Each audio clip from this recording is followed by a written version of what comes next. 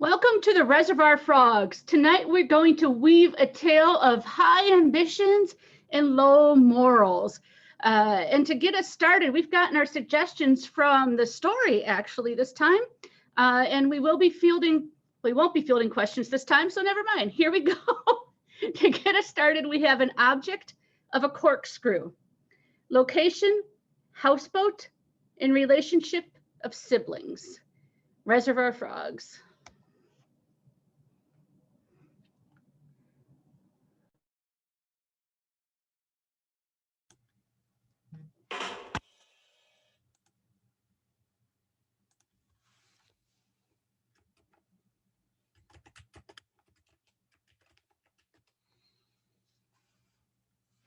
Well, hello there.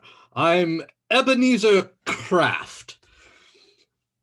I own the wharf here in the small little fishing village, and I live on my giant houseboat at the end of the dock. I do all of my business here, making sure that every boat has a slip with which into dock, and I enjoy craft work and waxing my boat, and perhaps poetic now and again. What I really wish to do once upon a time, and perhaps in future, is to find somebody to spend my life with.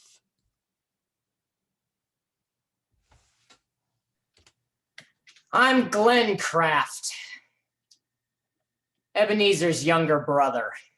Yeah, my wife kicked me out, and Ebenezer was nice enough to let me use the guest room on his boat. Look, it's not that I'm not grateful, but I didn't think this is where I would be at 53. You know what I mean? I just want things to go back to how they were.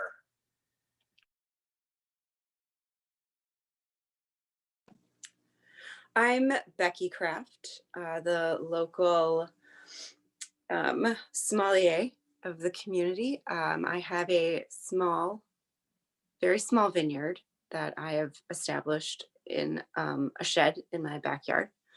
But I do a pretty good job making this wine. I'm hoping I can maybe get into the yacht club and start selling my products.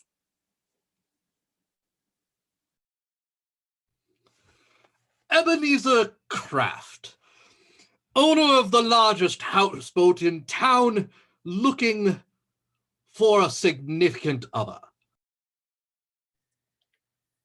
Glenn Craft, down on my luck, kicked out by my wife, and I miss her. Didn't deserve it. Becky Craft recently acquired a lot more space in my home. It's been very freeing. And I've turned the shed and back into a sort of vineyard. I had been growing my grapes in the basement, but it's really nice to get them up and out of the house.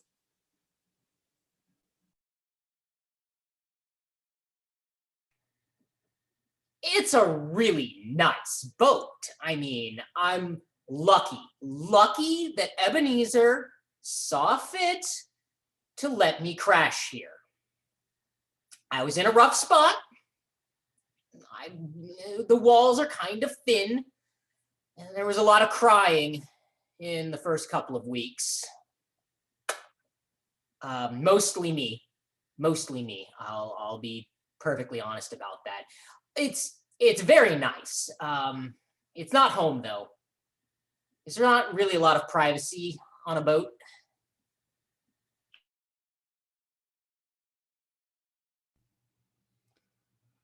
Well, I didn't really want him to move in the first place. So as soon as either his wife takes him back, or, well, I don't know. I suppose in about a week I might just have to kick him out. I don't really like him all that much. You know, maybe I'll just ask him if I can ask his wife out on a date.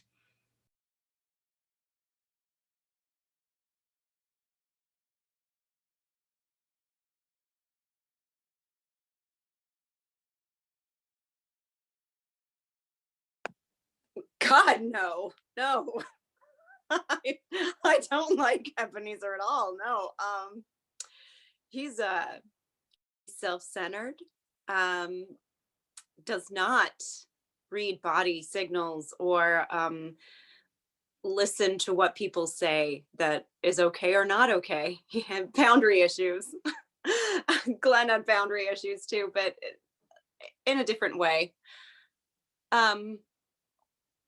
But I'm not really that worried about him living on the dock and being so close to the yacht club, because he may have the biggest boat in the harbor, but they don't like him very much either. Shh, don't tell him though. He's been trying really hard to get in. Ebenezer. Do we like him?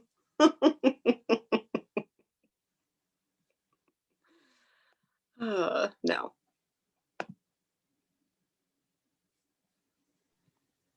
Well, I mean, it's got body to it. I mean, her wine is in a bottle like wine is supposed to be. All things in life take practice. She'll get better. I mean, that the whole vineyard is kind of a new thing. That's out where my garden used to be. She'll get good at it. She'll figure it out someday. I kind of offered her some advice. Oh, offered might be a strong word. I may have been a little aggressive in my explaining of the way wine should be made. And I am a man. So that made it mansplaining, but I swear it really wasn't. I was just telling her the way it should be done because I don't really think she knows. Oh God, that is, isn't it?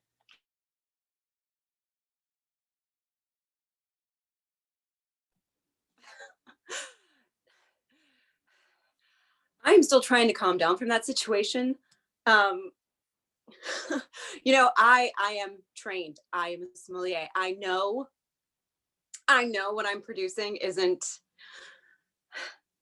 I mean, it had only been in the bottle for like 5 weeks, and it wasn't like I really had time to let it process before that. So it was really more like grape juice that I gave him. But I didn't think he'd know the difference because I'm the sommelier and he doesn't really know anything about wine. So his advice was a bit of a joke. I'm not saying that he's not fine at gardening. He grew a lot of tomatoes when he was at the house.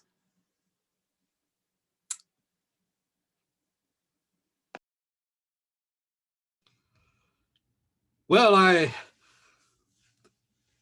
have a taste, you see. I enjoy a good wine, and I like getting my how do you say it? I like to get drunk. I guess that's the best way to say it. So perhaps 3-4 times a week I stop by the old shed and grab myself a bottle or two, or perhaps 3, and take it home and to the houseboat, of course, and I just get rip roaring drunk. They won't let me in the yacht club yet, so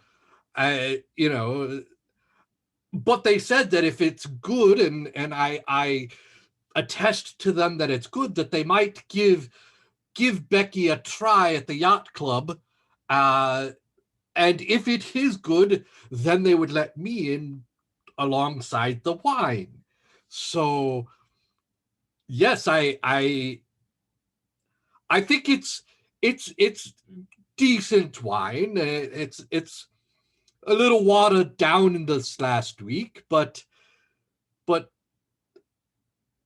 I do have to say that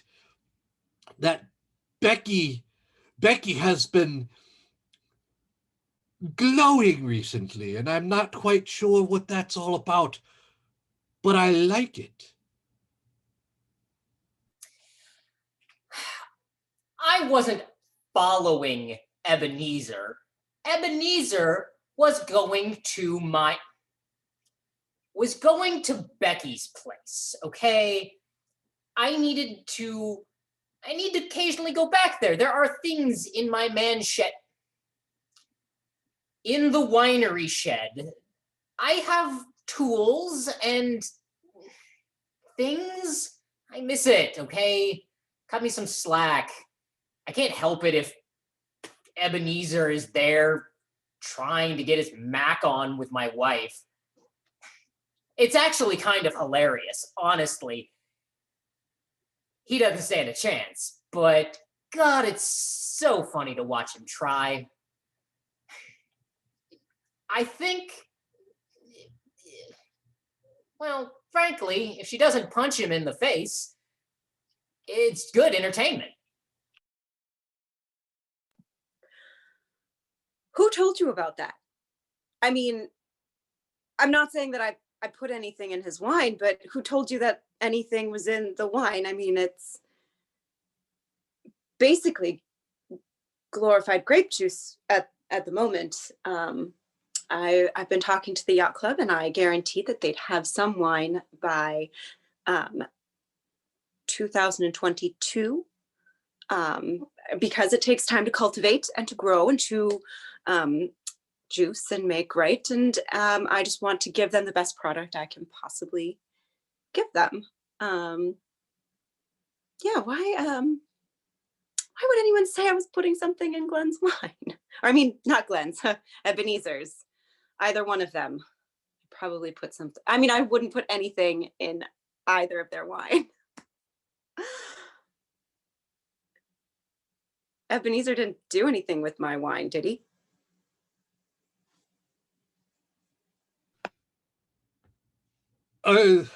Well, I asked Glenn if I could ask Becky out now that they were no longer together, and Glenn had a near conniption fit. I mean, after I explained to him that after drinking the Becky's wine, that how do I put this delicately? I got a boner after drinking her wine. So obviously I was thinking that she gave me the wine to entice me to ask her out, and well, Glenn just, he blew a gasket, and he picked up one of the throw pillows on the small little couch in my houseboat, and he tossed it just kind of like a baby. He tossed it like a baby halfway across the floor. And I mean, I kind of laughed at him, which made him angrier. And he picked up a bottle of the wine, and he's like, "Oh, I bet you have a boner now." And he stormed out. I think he's going to talk to Becky. I miss it so much.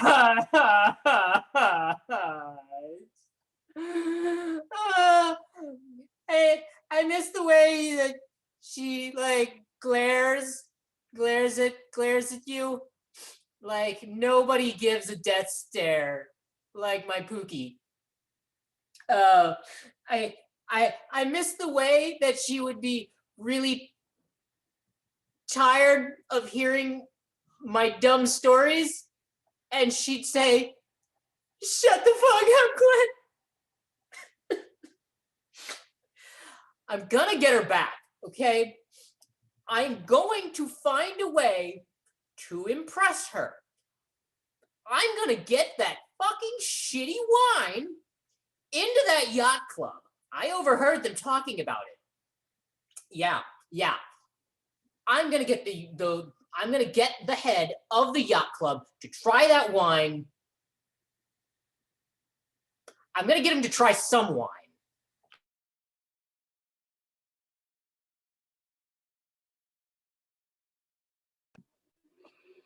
I can't.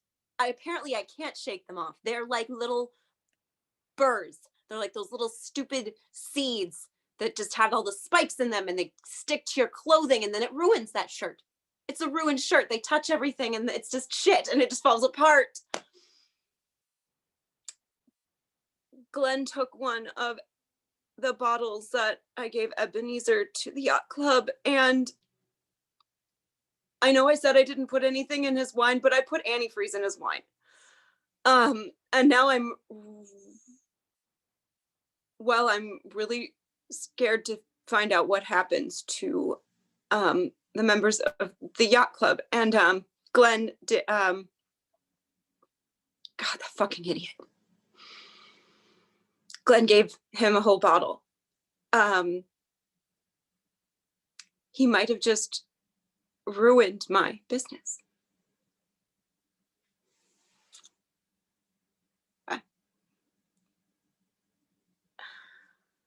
I don't know. But we'll see. I'm supposed to have a meeting with them in a couple of days, and I'm going to have to just make up some sort of story that was not actually meant for them, which it wasn't. It wasn't meant for them. It was meant for Ebenezer, and let's hope I can fix this. Yeah, let's hope I can fix this.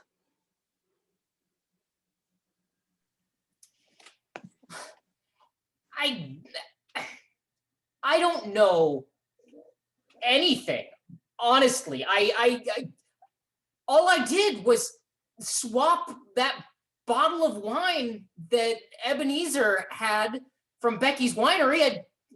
Okay, so I swapped the labels with a bottle of something from like 2011.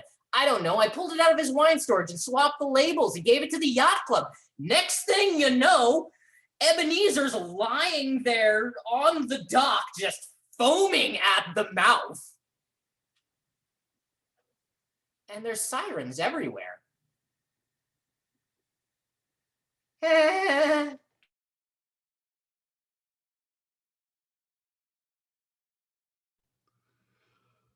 Well, apparently, little known fact, antifreeze gives you boners. And also ruins your kidneys, and fortunately I'm not dead. The nurse is pretty cute, and I think I've convinced her to marry me, but I don't know if I'm ever going to get off of dialysis. Well, Becky's wine was a huge hit with the yacht club. They loved it. I don't think they knew that it wasn't hers. However, that doesn't do me a lot of good from inside county lockup. They do not take fratricide lightly. And yeah, I made Ebenezer very, very sick. Ugh.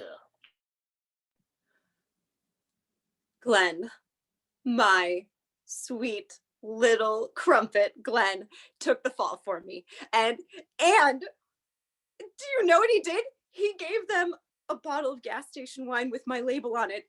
They signed me on for 2022, and I don't even have to like prove that my wine is good. Needless to say, I'm back with Glenn. It's really nice to only see him for conjugal visits. I still have a lot of space at home. My little grapies, they're all like thriving and growing, and it's really, God, it's such a relief. Now I just have to deal with all the rabbits in the backyard that have been eating my roots. But other than that, oh, tomorrow's the visit day.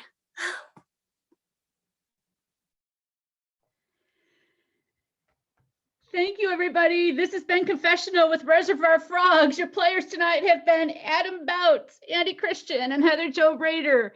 Thank you, and come again. Follow us on social media. You'll find all the live shows that way.